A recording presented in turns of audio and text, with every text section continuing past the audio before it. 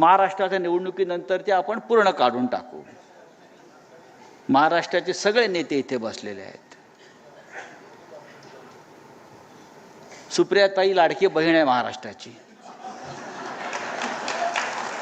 आणि या बहिणीसाठी महाराष्ट्र लढला. लक्षात घ्या, मी कालही सांगितलं की या बहिणीसाठी बारामतीमध्ये महाराष्ट्र लढलेला आहे.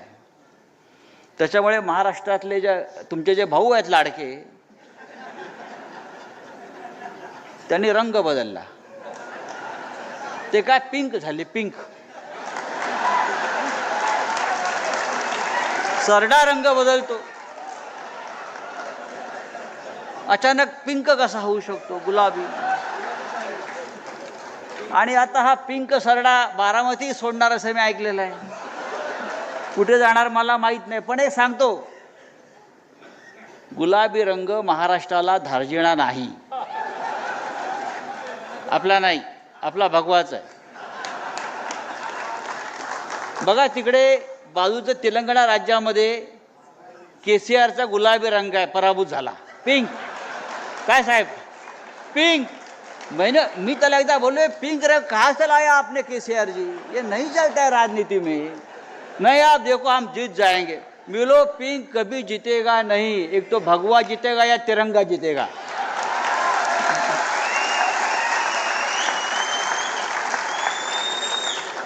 तिरंग्याच्या रक्षणाला भगवा आहे ना. आमचे बाळासाहेब ठाकरे नेहमी सांगायचे, हिंदू हृदय सम्राट, तिरंगाचं रक्षण जर कोणी करेल तर भगवा करेल, आणि आम्ही करतो आहोत. त्याच्यामुळे आता पिंकची काळजी नाही, पिंक गेला. आता आपल्याला रामकृष्ण हरी वाजवा तुतारी, आणि मशाल आहेच बुडाला आग लावायला. असो, अत्यंत चांगला असा आजचा हा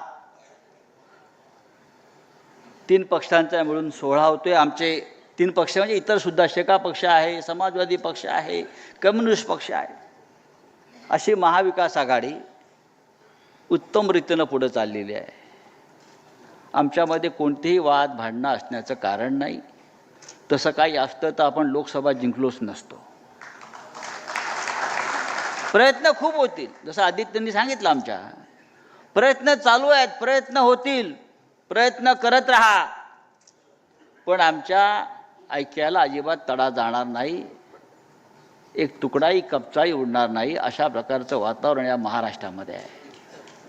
हे जे वातावरण आहे, हे संयुक्त महाराष्ट्राच्या लढ्यात ज्या प्रकारचं वातावरण होतं की महाराष्ट्राच्या शत्रूशी एकोप्यानं एक दिलानं लढायचं, आणि जो महाराष्ट्राच्या दुश्मनाशी हात मिळवणी करेल